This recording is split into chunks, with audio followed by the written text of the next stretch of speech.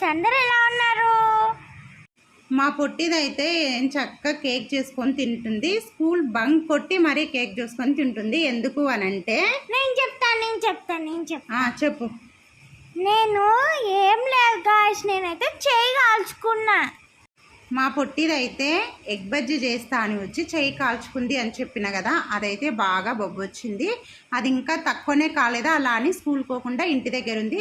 అయినా ఇంటి దగ్గర ఓకే కూర్చోకుండా ఇప్పుడు పోయి మళ్ళీ కేక్ చేసుకుంటా అని బిస్కెట్స్తోనే కేక్ చేసుకొని ఇదిగోండి మంచి కూర్చొని తింటుంది. స్కూల్ మాత్రం మంచిగా ఎగ్గొట్టింది, కేక్ మాత్రం మంచిగా తింటుంది. తన కేక్ అంటే ఎంత ఇష్టం అంటే తన చేతులతో తను చేసుకొని కేక్ అయితే బాగా చేస్తుంది, బిస్కెట్స్తోన చాక్లెట్స్తోన.